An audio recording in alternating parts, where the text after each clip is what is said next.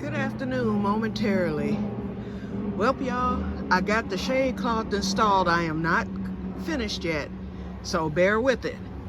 I did it all the way across, and it had the greenhouse too dark. I accidentally ordered the 90% blockage shade cloth. My plan was to order the 60% blockage shade cloth.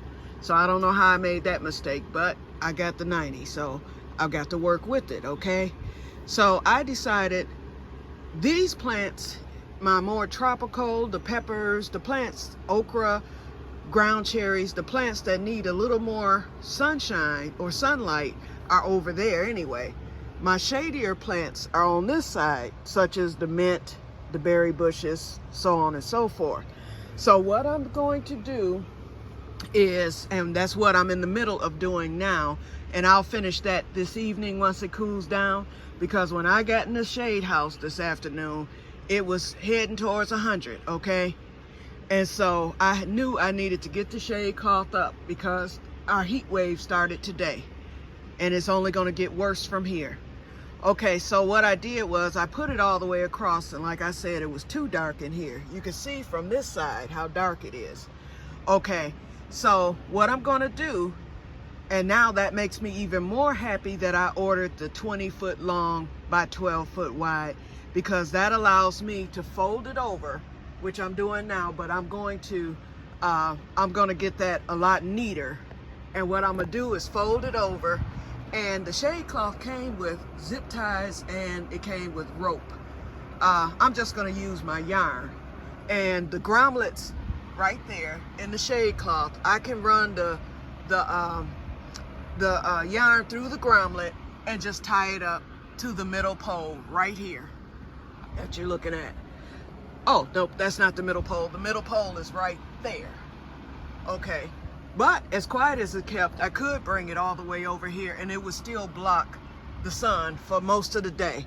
Now take a look.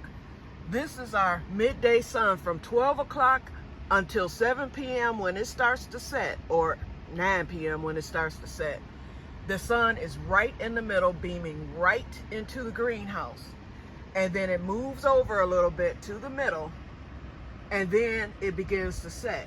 And once it begins to set, the light will come in, but at that point, it will have started to cool down. Okay, so what I'm going to do is I'm gonna get this folded up neater today. Actually, I started up here, so I'm gonna get that neater. And I may not even need to use the string. I mean, I could just let it hang. I'd rather it not hang. So I'll get it figured out. But anyway, I'm gonna get it neater later once it cools down and I can concentrate on anything other than the heat. And then I'm gonna straighten it out. And so this side will be completely covered, and then that side will be open. And so light will come in for those plants that need it, yet and still, because the sun beams on this side more, it's gonna cool it down in here enough to where the plants will not stress out. And I think it'll be a win-win situation. So I'm gonna leave you here, and I will be back this evening.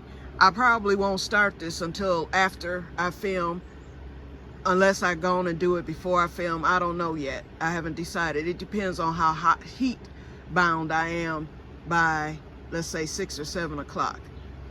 So I will come back with the update, but I do want it to look neater. I don't want the appearance to look like this at all, because it doesn't have to.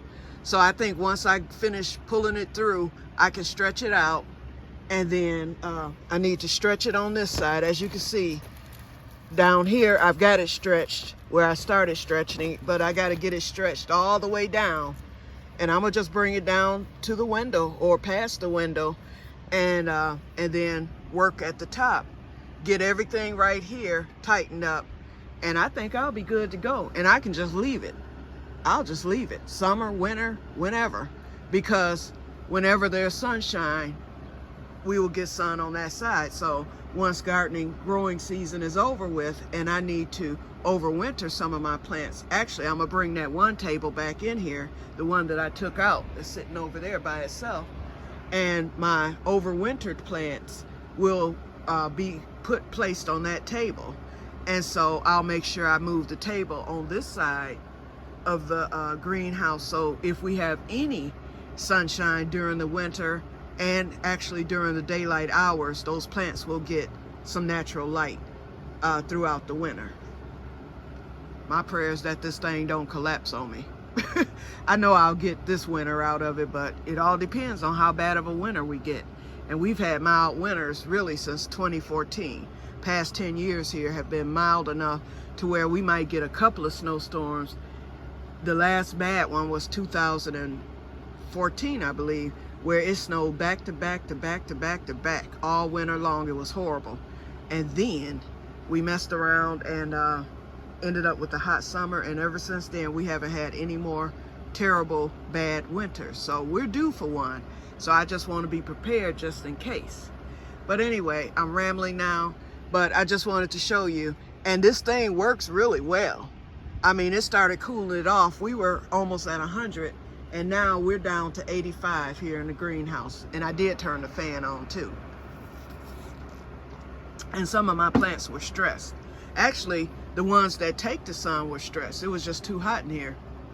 My gooseberry was stressed. This cucumber was stressed, and my melons right here were stressed. So I hit them with a little water, got the shade cloth up, and they perked right back up. So thank you, Jesus, for that.